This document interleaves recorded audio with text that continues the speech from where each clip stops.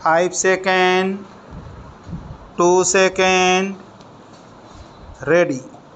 Mr. Deputy Chairman, sir, the Honorable Minister for Urban Development laid a statement on the table of the House that day concerning the progress made in the construction of industrial housing by the state governments, by the employers and by the cooperatives of the industrial workers.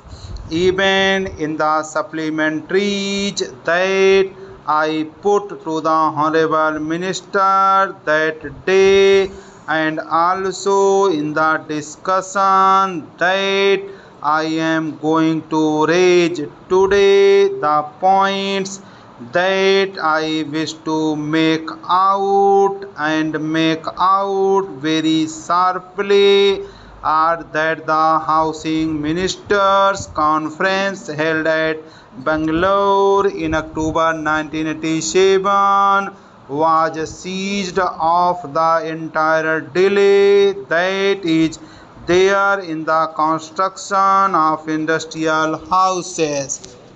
The conference was also seized of the fact that the question of cooperatives of the industrial workers coming into existence is also being hampered because certain legislative measures that government should take are not being taken by them. It was also brought to the notice of the government and to the notice of the Housing Ministers Conference at Bangalore in October 1987 that the employers were not taking this matter seriously, and it was also suggested at that conference that even decisions have been taken to bring about certain legislations in the country to force the employers to come forward with the construction of houses.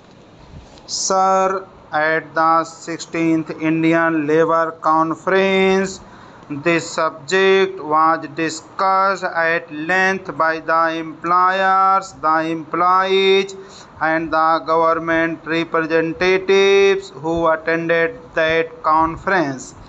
It was at the 15th Indian Labour Conference that the employers agreed that houses might be constructed by them, but when it came to the 16th conference, the employers cleanly escaped their responsibility.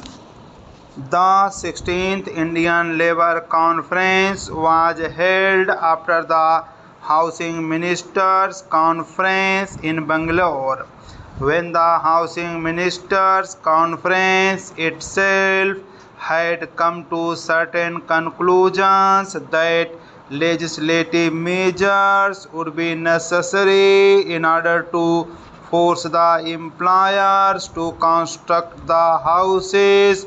When the Labour Ministers Conference this year also came to the conclusion that legislative measures would be necessary, that certain coercive measures would be necessary in order to force the employers to construct the houses. The National Housing Construction Bill that was suggested and contemplated at the Bangalore Conference is not yet even under the consideration of the government. Sir, mere decisions by the government will not come to the rescue of the houseless employees.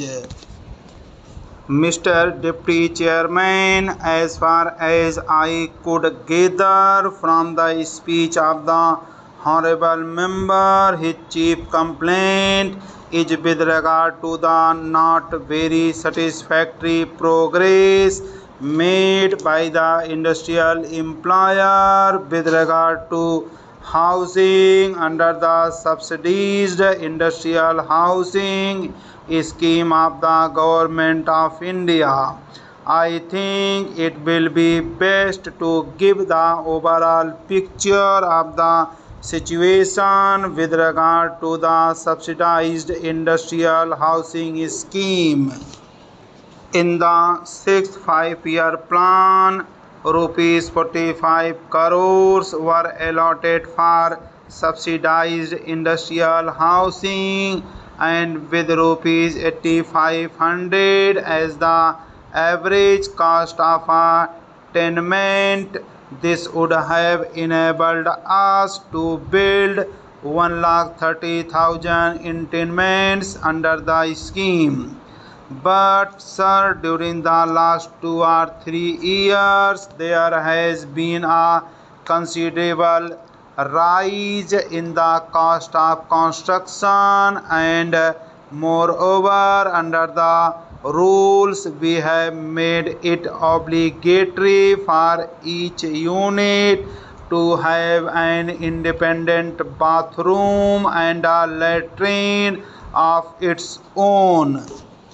Formerly, the scheme contemplated two units sharing the bathroom and the latrine, but we thought that it was not a very desirable thing, and therefore now it is obligatory to have a latrine and a bathroom attached to each tenement. Because of the rise in the cost of construction and this additional expenditure of an individual bathroom and a latrine, the average ceiling has gone up to rupees 9,000. Therefore, the number of tenements come down automatically. In the last Indian Labour Conference, it has been recommended that government should not immediately take up the question of compulsion.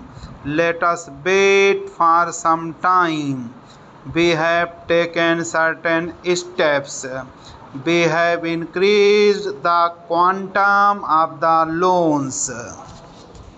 We have liberalized the mode of payment, and we have also made it possible for these people to acquire land from government for the tenements for industrial housing on a no loss no profit basis, and we are giving loans to the state governments to acquire land, develop the site so that the private industry could take advantage of this and get land. One of the principal difficulties which has stood in the way of construction of a sizable number of tenements has been lack of suitable land. Industrial development has taken place in our country in a very haphazard manner. In the industrial area of Calcutta, it is practically impossible to get lands within a reasonable price, wherein the private employers could put up the tenements and structure. I have made it very clear that what it needed is the outlook and approach that should guide us in our plan.